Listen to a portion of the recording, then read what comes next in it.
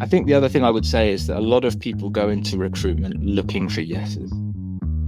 They do an interview for someone and they're looking for reasons why this person could be a fit, why this person could be great. And I think that's exactly the opposite of what you should do. This is Melanie. And this is Christian. You're listening to Follow the Gradient, the weekly podcast with actionable insights about how to build a business while staying sane.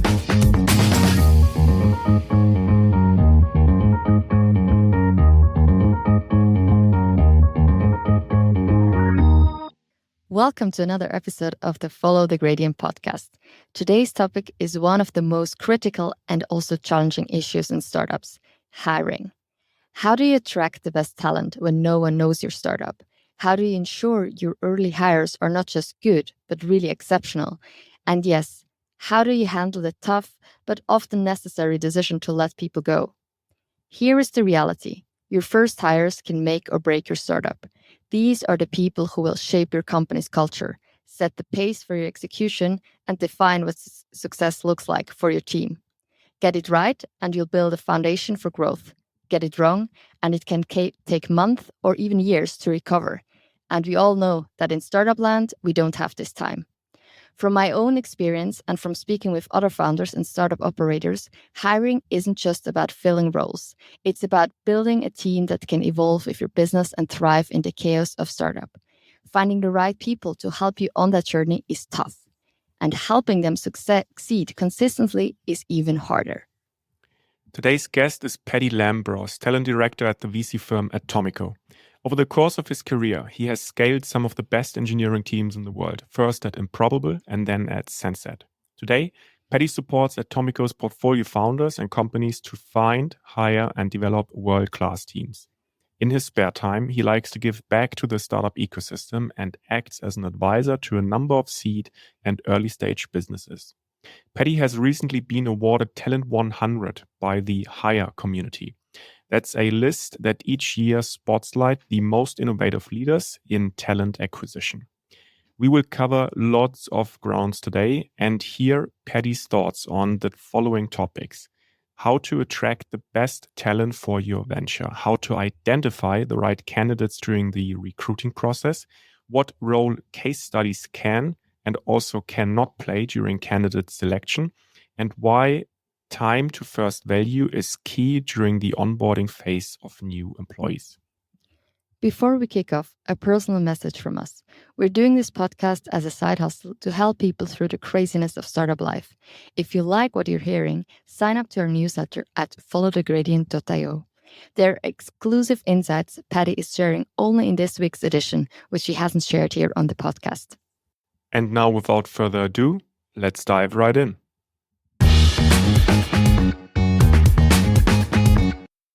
Paddy, welcome to the show. Before we dive into the specifics of building and scaling world-class teams, could you maybe share a little bit about your journey at Atomico and what drew you to this vision of supporting startups in finding, hiring, and developing talents?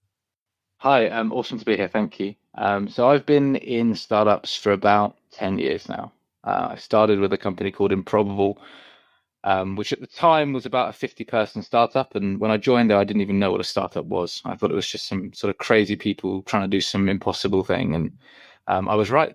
And I joined there and was tasked with hiring software engineers, product managers, salespeople, everything from the office manager through to kind of like, VP level executives.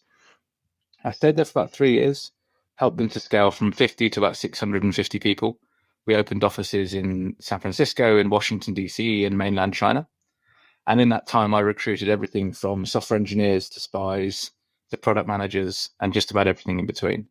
And I really caught the bug. I realized that startups could be a great engine of innovation, a great place to learn, a great place to grow, but also a way to meet some of the most exceptional and exciting people in the world. After I left Improbable in 2019, I joined a company called Sensat. It is a construction software company helping to visualize construction sites. And there grew the company from sort of 30 or so people to about 100 in the space of 2.5 years, and got involved in everything from fundraising, office moves, hiring people, all the kinds of HR tasks you could imagine. and just had a fantastic time. And really what I realized, having seen two startups, was I wanted to see more. And I was looking for a way to work with as many startups as I possibly could, to see as many different founders, to see as many different kinds of business models. And that's where I sort of stumbled into the world of venture. And so my role today with Atomico is working with our portfolio companies to help them think about the kinds of organizations they want to be, the kinds of teams they want to build, the kinds of cultures they want to cultivate. And I do that, all the time now. I'm working with different founders every day of the week, and it's a fantastic joy and a privilege. So let's start with a very usual situation in many startups. You have pressure to grow, and you kind of feel like things around you are exploding. And there is pressure to grow for many startups very quickly. And often one advice they hear is just hire faster. So from your experience, what should founders weigh between, on the one hand, the speed of hiring, and then also adding complexities to larger teams? Or on the other hand, simply keeping small teams on purpose, but working to ramp up their efficiency? Yeah, this is an interesting one. So for the last, I would say in the last 10 years, there's been this massive push towards, scaling, hyper growth, scaling companies as quickly as possible. And I think we have seen over the last couple of years a real correction on that. Ultimately, more is not always better. I think in terms of the hire faster question, the reality is that the way you solve today's problem are the ingredients for tomorrow's.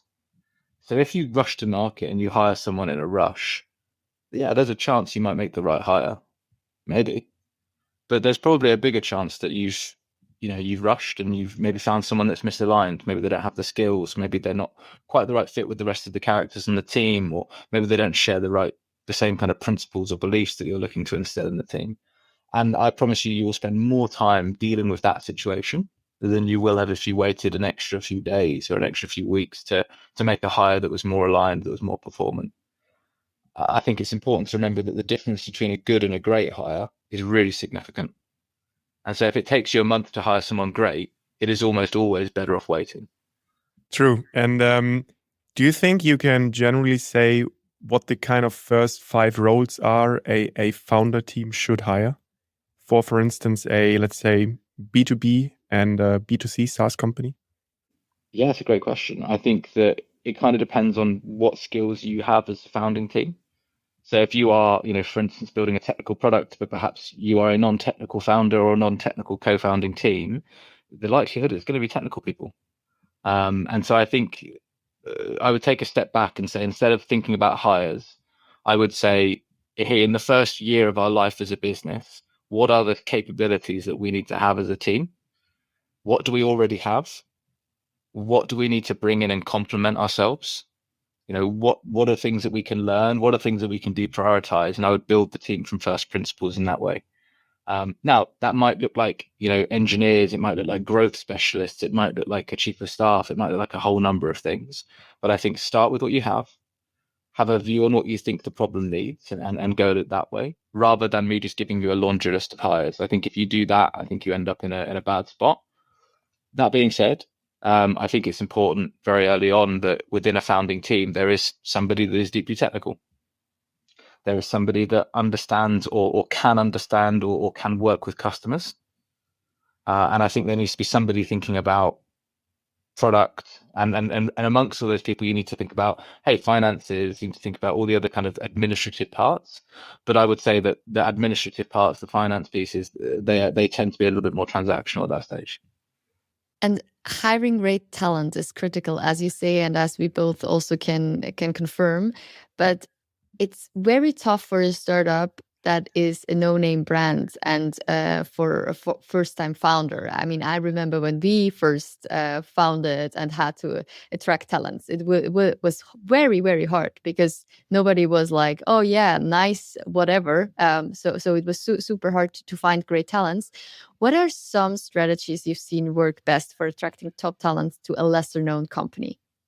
Yeah, it is very difficult, right? And as a no-name brand, as you put it, which all the companies I've worked for initially, they were no-name brands, right? I think you have to start with your personal network, and so I think this is a process whereby you may sit down with your co-founders, with your early employees, and meticulously go through your phone book, your LinkedIn contacts, your social media contacts. Like, get in touch with everybody and everybody in there, because the likelihood is that you will find the first handful of employees, co-founders, supporters in that group of people, or at least they will be able to connect you to that next kind of circle of talent, circle of kind of network. That is your first port of call. People that you know, people that you've worked with in the past, people that that know you from the ecosystem. I think once you've exhausted that, and you're kind of now thinking about, okay, now how do I go and hire? How do I do this cold?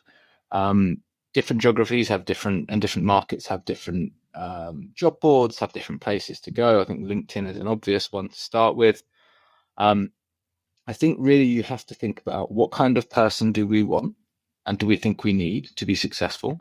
And you should be able to trace that back from the goal that you have. We want to achieve X.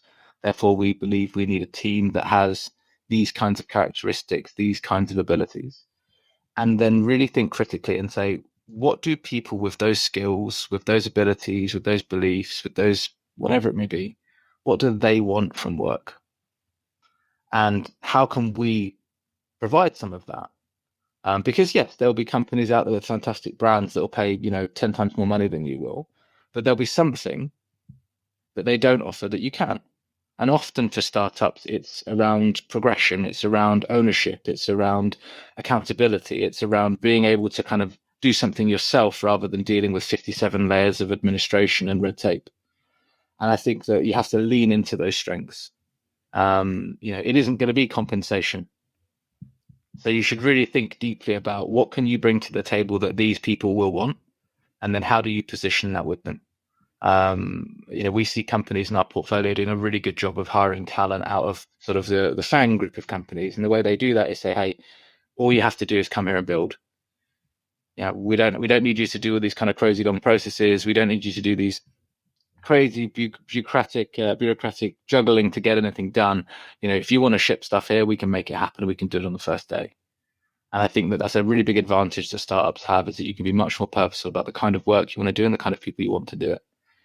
This is very connected to actually employer branding, which normally you would connect maybe to bigger brands, but employer branding was always super important also for our startup, because the more you also have people who talk about how it is differently, the more it's not just the compensation that counts, but it's really you attract the people that really want to build something new. Do you have any way that you've seen like how you can communicate that? Because in the end, you can have all these perks in a certain sense, but the talents also need to know about it. And you most often don't have the money to actually make big campaigns, or you can talk about this, how you run your company. So how do you advise resource constraints startups that they can really leverage that nice setup that can attract talents? I think there's two parts to it. There is the messaging and there is the proposition, and then there is how you communicate it. Spend most of your energy and time on the proposition. What do we want to be known for? What do we like as people? How do we work? What are we achieving? What's in it for the people that would come here and work? If you come here as one of our early employees, what will happen? What kind of value can this create for your life, for your career? You should spend no money, $0 on advertising, on LinkedIn campaigns, on any of this stuff. That is a complete waste of money. You should focus on having the clearest possible proposition as you can, and putting that on your website, putting it attached in a PDF to all the outbound messages that you send to talent, sending that to every person in your network and saying, hey, who do you know that might like this? Finding the ways to get that message out, maybe communicating in the Reddit threads of the verticals of the things that are interesting to you, but finding ways to communicate the message. And the clearer and the more compelling your message is, the better it will spread. But this is not a problem, particularly at this stage, that you solve with money. It won't work. Because frankly, unless you've got tens, hundreds of thousands of dollars to spend and a great advertising team, you're not going to get that anywhere. And even the teams that do, they tend to have pretty insipid brands. So I wouldn't necessarily think about it as a branding PR problem. I would think of it as articulating the message, being super clear about who you are, and spreading it as much as you can is through the free channels.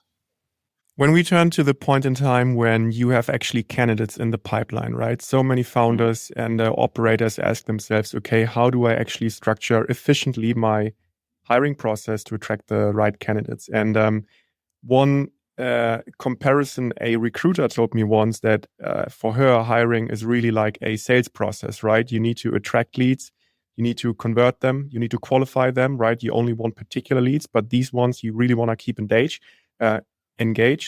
So, what are your tips to kind of structure that pipeline, that hiring pipeline, to make sure you attract the candidates, or you push through the candidates you want, and you get the best results? It is a sales funnel. It absolutely is. I think treat it like a sales funnel, right? So at the top of the funnel, you're building awareness. Then you're trying to bring people into consideration. Then you're doing assessment, and then you're trying to close. And ultimately, you have to kind of have a slightly different approach to each phase of the process. In my normal process that I advise to companies is to have like an initial screening call, and that call is part sell, part assess, part relationship building. You want to get onto the call with that candidate in the first stage and say, look, we don't know each other yet. This is about us getting to know each other, understanding, hey, is this a good fit? Is it a good fit for you? Is it a good fit for us? So let's be really transparent about what we're doing, how we're working, and let's see if it makes sense. You don't want to kind of sell something that you can't then fulfill on either side. So being really clear and transparent all the way through, I think, is really important. I think then progressing to some kind of assessment where you want to see, hey, do they have the skills that we need in order to do this role? So if it's a software engineering role, for instance, you might do a pair programming exercise. You might sit down with them and solve a problem together. You understand, okay, can this person code? Can they solve problems? Can I work with them? You might then want to do an interview around designing a piece of software. I often try and think, when you're assessing skill, you want to assess, can they do the thing? And then the second thing you should assess is, can they think about it? Can they make trade-offs? Can they plan? Can they visualize? Can they conceptualize things that we might do in the future? And I like the idea of also adding to this a principles or a values component. What are the things that we hold dear as a group? What are the things we stand for? And really asking questions to understand, does this person have a similar worldview? Does this person share those kinds of beliefs? I think it's really important at the early stage that you have a very homogenous group of people when it comes to these beliefs. They should be very diverse on every other way of looking at it, but I think when it comes to what do we believe about what is right and wrong, how do we want to work, what kind of people are we should look to have a very kind of aligned group of people. And then at the end of that process, spending time probably with all these stages maybe with a founder, but spending time really on a sell. Why should you join here? Why does it make sense for you? Why does it make sense for us? So that might be 4 interviews, screening, a couple of assessment, and then a sort of a sales one, 4 or 5 interviews. And you want to do that as quickly as possible. You should be able to go end to end on a process like that within a fortnight. Anything longer than that, and you're taking too long. They say in recruitment, they say, time kills deals. So very, very quick, you want to get through things quickly. Again, speed as a startup is really your only advantage. It's the only defensibility you have. So if you're not fast, what do you have? I think the other thing I would say is that a lot of people go into recruitment looking for yeses. They do an interview for someone and they're looking for reasons why this person could be a fit, why this person could be great. And I think that's exactly the opposite of what you should do. At every stage, you should be looking to understand the risks. You should be looking to understand what are the considerations that we need to have here, and we should be qualifying out. The same way in a process of sales, you don't qualify prospects in, you qualify them out. You want to remove people and you want to remove prospects from the funnel as much as possible until you're left with people that are so aligned and such a good fit for what you're doing that they are an obvious choice. Now, this will mean that you have to spend more time on recruiting. This may mean that one of your early hires may be a recruiter. It may mean that someone in the team spends most of their time doing recruitment in the early days. There probably isn't anything else you can do that's more important. Do you think case studies are an appropriate technique there to filter out people, or to self-select the ones who really want to build and kind of have the drive to push forward? They can be, but I think you should make sure that you're testing what you think you're testing. So sometimes people will go, well, we'll put a case study, and then if they don't want to do it, they're not a good fit. Maybe.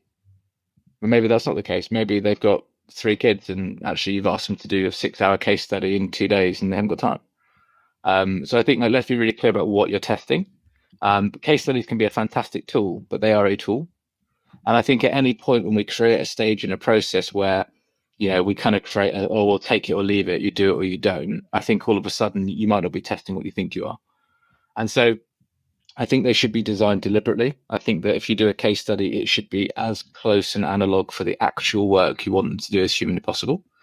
I think it should be time bound. So, you don't want to give somebody a 15-hour case study. It's not respectful. It probably isn't actually that helpful.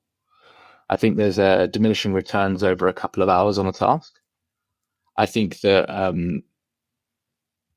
the likelihood is at early stage, you're not going to have 20 candidates to assess from. You might have 1 or 2.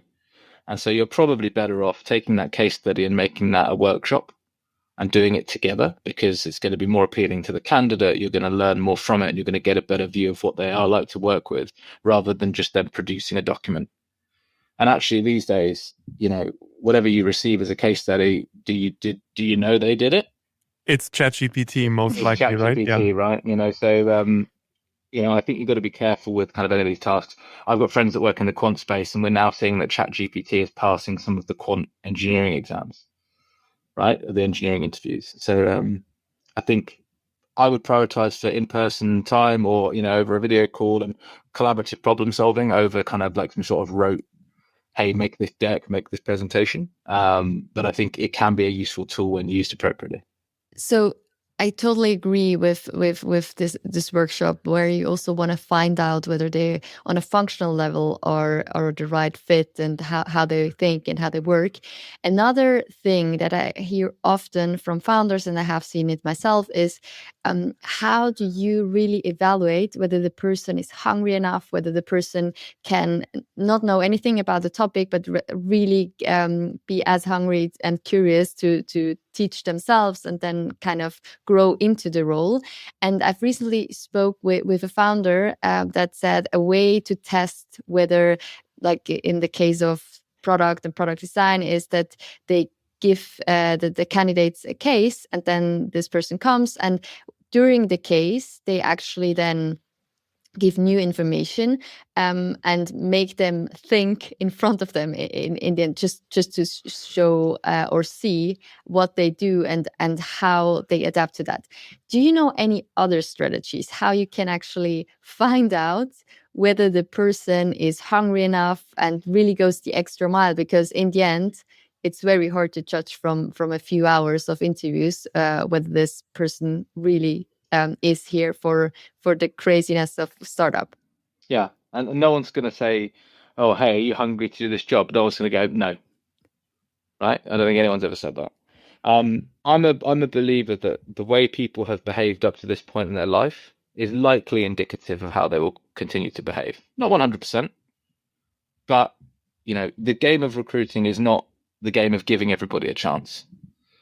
The game of recruiting is bringing the skills and the traits and the abilities into your business that you need with the lowest risk profile possible. And that's the bit that people don't like to admit. Like, we're not in the business of giving everybody a crack at something. We don't have time for that. We're building a startup. We need to be pretty sure that the person we're hiring is going to do a great job. The reality is references are super important. Who do you know at that company that you can call beyond the names that they give you? You shouldn't accept, hey, here's my manager's name from my last place. It might be their mum. Right? You need to speak to somebody through your network that worked with them that can give you some data. You should treat that as one single data point. You shouldn't treat that as a decision, but you should treat it as a data point. I think within the actual process itself, let's take this case study example. I quite like the idea of giving somebody, hey, we're thinking about doing X. Make a one-pager, make a couple of slides on what we should consider, what information you would use to make this decision. Right? And really what I'm testing there is their ability to think, how they process information, what kind of quality of materials do they send over, what's the quality of their analysis. And then I would invite them to a discussion. And in that discussion, I might say, great, thank you for this analysis. Here's some extra information. And let's see on the spot, can they dynamically incorporate that information?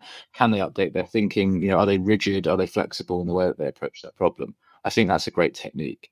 I think you do want to kind of allow for the fact that some people think differently. So, There'll be some people out there that if you present them new information, they actually need, a bit of time to digest it, to think about it, and they come back with something really strong. Whereas other people are very good naturally off the cuff. So I think that you've got to be wary. Like, you're looking for signal. This is how interviewing works, right? If we have an interview and I want to assess your problem solving, the thing I care about is your ability to problem solve. I'm not necessarily interested in your ability to problem solve in 30 seconds on the cuff. I actually don't mind. Yeah, that's not how we work in the day-to-day job. We don't like walk into a meeting and like, bam, here's a problem, you'll solve it immediately. So make sure that what you think you're testing is what you are actually testing.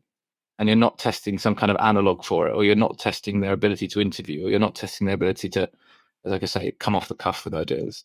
And so speaking to a candidate ahead of time and maybe saying that we're going to do an exercise like this, we're going to incorporate information.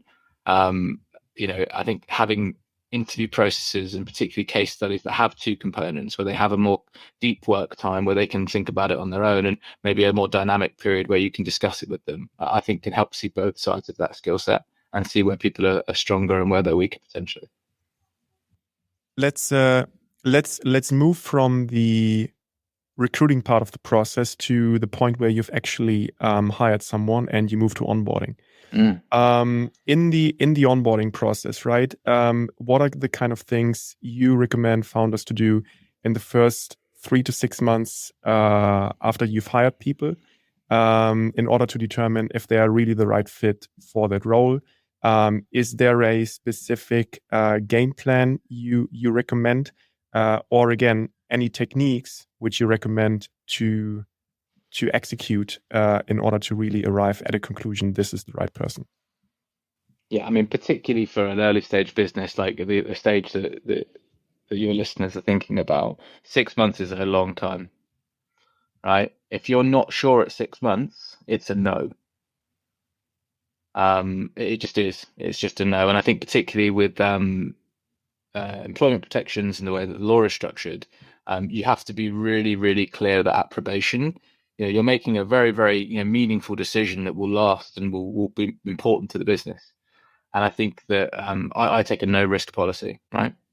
In terms of kind of what you can do, look, in the first week, the first few days, I want two things to happen. I want them to begin the process of building meaningful relationships with everybody.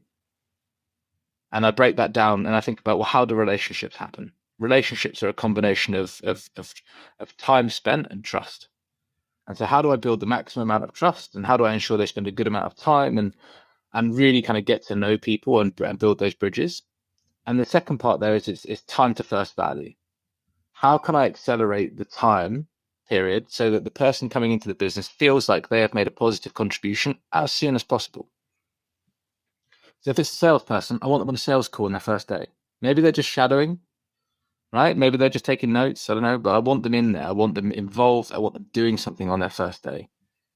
If it's an engineer, what would it take for us to be able to have them commit something useful on their first day, even if it's small? And I think it comes back to this, right? The only thing you have as a startup is speed. So time to first value, building relationships, spending time. Those are the two things you need to focus on in the first couple of weeks. If by the end of the second week, they haven't showed initiative, they haven't showed that they're pushing, they haven't tried to kind of do something, I think it's a very, very big red flag. And I don't think I've ever worked anywhere. I don't think I've ever seen it happen where somebody has had a really bad first month and then turned it around and become a top performer. I'm not saying it's impossible, but I've never seen it. What are the most common mistakes you see startups make during onboarding and during that particular phase after you've hired someone new? Yeah, there's often with startups there's a problem where, and this is the conversation I have with founders, it's like, oh, they're not doing great, but I don't know if it's them or if it's our sales process. Or I don't know if it's them or our dev environment's just really buggy and, they can't get, or I don't know if it's them or if it's us. And ultimately, in that situation, it's them. Because the best people make it work. They make something work. They make something happen, right? If something's broken, they find a way around it. They solve a problem. They come and knock your door and they go, hey, this is busted. Like, what the hell? And I think in the very early stages of business, everybody on your team needs to be like that. I think this is one of the major reasons that, you end up with teams of people that are not producing and not fulfilling, because, there's always a reason why something can't happen. There will always be a reason why something was difficult or something was late or something didn't work or it didn't happen. And you need to make sure that your early team, particularly the first 20 employees, are all people for whom there's a very high degree of personal accountability. There's a very high degree of pride in their work, where actually they pride themselves in getting the thing done, even though it was hard. And so I think the biggest mistake is that people, founders particularly, hold on to people for too long. They give people too many chances. They, assume it's always their fault and not, actually that the individual could have done more, which is natural, right? We're nice people, we're human beings, we're always going to do that. But I think, building a startup is not a natural process. It is not a comfortable, easy-going social thing to do to build a multi-billion-pound business. And if that's what you want to do, you're going to have to do things that stretch you and make you feel uncomfortable and push you to your edges. And I think that you have to have a high standard and high expectations for everybody that joins your business. And that starts in probation. And I think you hinted on it, right? There is this saying out there: hire slow, fire fast. What's your take on this? To extend your points on what you just said. Yeah, I mean, look, like I said at the beginning, making a bad hire is a painful thing. It doesn't matter how much process, how much HR, how much whatever you put in, you cannot resolve bad hiring. So I think spending time on recruitment, investing time and energy and money into it to get the right people is the biggest, most important spend of money you can do in that first 20 hires. The quality of that initial team will dictate everything else. And so, there are very few instances where a team has gotten better over time. Right? The general trend in organizations is that quality tends to degrade as organizations get larger for a variety of reasons. And so I think you have to start with the bar high. You take as much time as it needs to take. I remember one of my first founders, he said, look, I don't care if it takes a year, and I don't care if we only hire one person, but every person that comes through that door needs to be bang on. I think that's such an important and also hard lesson to hear, but it's true. Like the first ones really dictate everything, the culture, like the way how you work, how fast you are. Now, you were mentioning that at the beginning, that we are really coming out of a very special period of time where it was growth at all costs and so on. And now we just went through a period of with many layoffs, and it's never fun to lay off people. And I see many first-time founders and startup operators struggle also because often, they are also young and it's not something they have done like many times. In your perspective and also if your experience, how do you best do that? How do you prepare and execute layoffs, and how do you make sure the ones who stay behind at the company, which are often forgotten, thrive again and don't get in panic mode and don't trust the company anymore? Yeah, I've been involved in numerous rounds of redundancies and exits over the years, and I think that there's a few key pieces of advice that I can share. I think the first one is that once you know you have to do it, you must begin the process as quickly as possible, because every day that you delay shortens your runway, increases the size of the number of people that you're going to have to remove, and ultimately makes your success less likely. So once you are aware that there is a problem, you must act. I think the second part of that is that the natural tendency is to cut too little. And I think that that's really damaging for a number of reasons. And the main thing is that when you have to resize an organization, you should endeavor to do that once. I think one of the biggest, most painful situations you can be in as a founder is that you've made a cut in Q1. Q2 comes along. Okay, we're still off track. We're going to have to cut more. We do another cut in Q2. Okay, Q4, we're going to have to cut again. And I think what that does is it tells everybody in the organization that this business is failing. And then what happens is two things. All the people who can leave, and then you enter the death spiral. And then you have to kind of end the cycle of like cuts and rebudgeting and setting goals and cuts. And I think you destroy the morale, and it becomes death by 1,000 cuts. I think that when you do have to go through a process like this, I think you have to think, okay, we need to go back as far as we can. What are the 1 to 2 things that we have to focus on in the next period? Who are the people that are directly relevant for those things? Who are the people that are generating money or shipping key features or delivering things that are mission critical today? And everybody outside of that group, I think that you have to kind of take a view on whether they stay or not. I think that as a startup, the biggest, they say startups drown, they don't starve, right? And I think that reductions in force are a time when actually you have to be really, really serious about what is the one thing that we need to do, and how do we focus our entire efforts and put our entire weight behind that one initiative. Once you've decided who the group of people that are leaving, I think there's two things. You need to be clear and you need to be kind. So I think first off, you need to move as quickly as you can. You need to be clear who the individuals are that are going to be affected. You need to communicate with them in a way that is as open and as transparent as they can. I think you need to kind of treat them, as best as you can. Treat them with absolute dignity. Ensure that people are given enough time to find new roles. Look for ways to kind of make that a smooth transition as much as you can. And generally speaking, if you do that, if you operate quickly, if you operate with high integrity around the way that the decisions are made, and you communicate with people effectively, people generally have the reaction of, "Hey, this sucks. I joined a startup. I always knew there was a risk. This absolutely sucks. I don't like it. But you've dealt with me decently." And I think that that's really important because the people that are staying are watching, right? They're watching how you treat the people that are leaving. And if they sense, these are their friends a lot of the time, right? These are friends, colleagues, people they've built strong relationships with.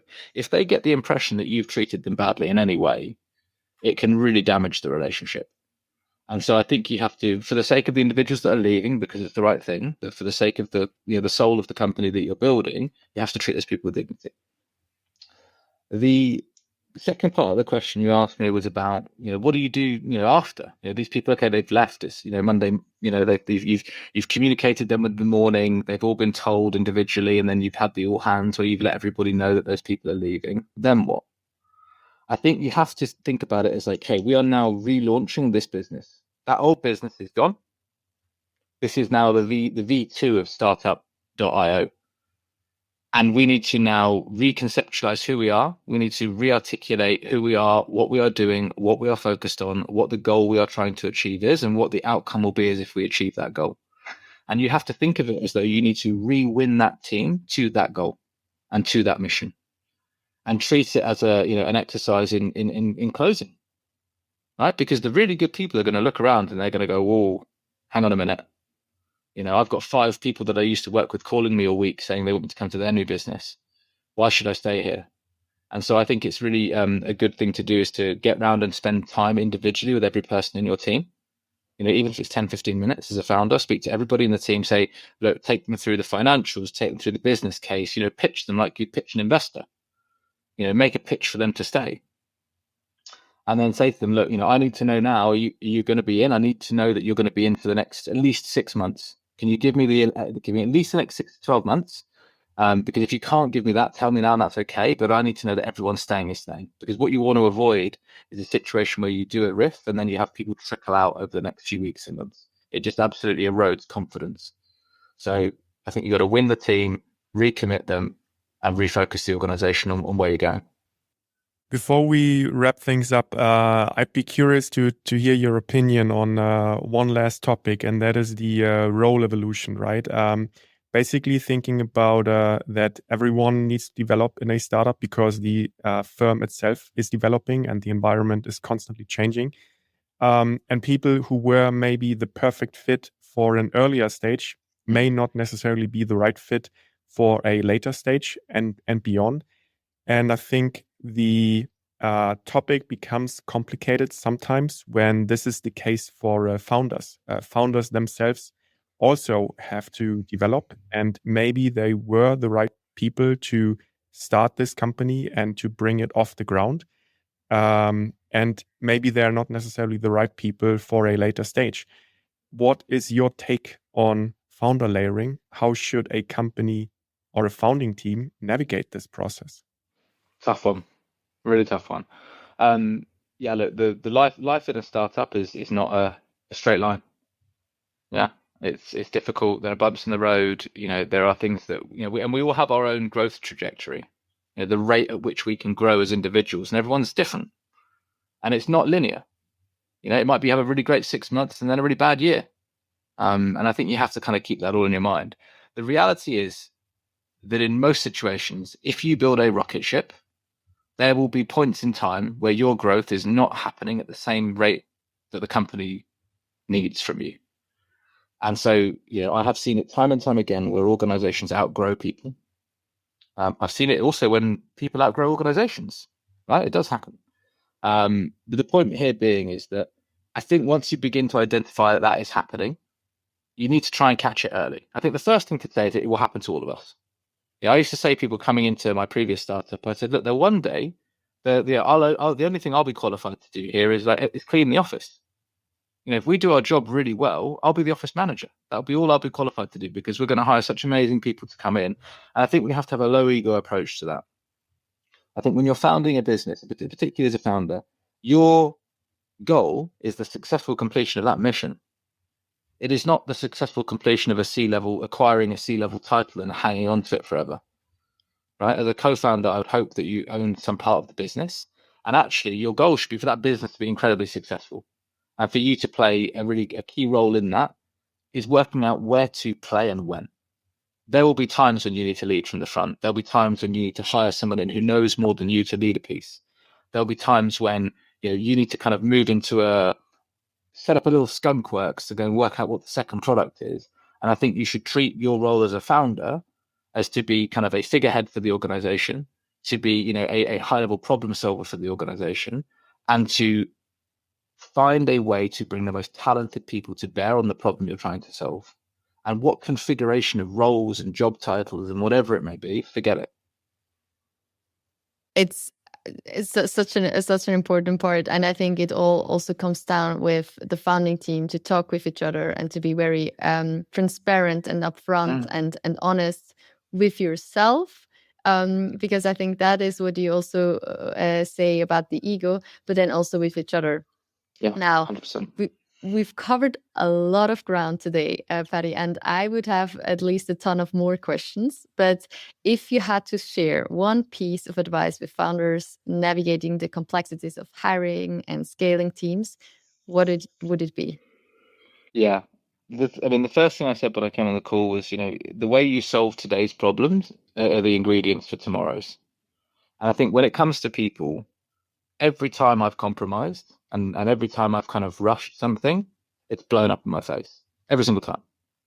And I think when you feel that pressure, where I am making a decision here, but I know this is a risk, I think you have to expect that you're about to make a bad decision.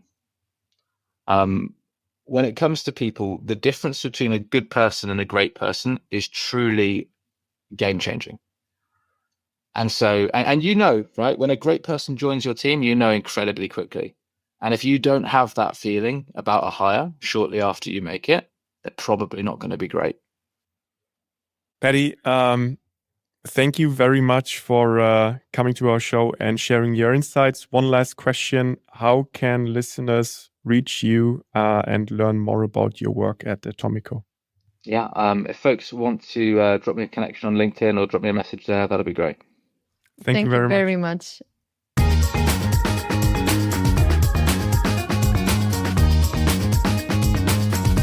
And this was another episode of our Follow the Gradient podcast. And now we would love to hear from you. How did you like it? What should we improve? Do you have any suggestions, ideas, or dream podcast guests? Please let us know. Thank you and see you again next week.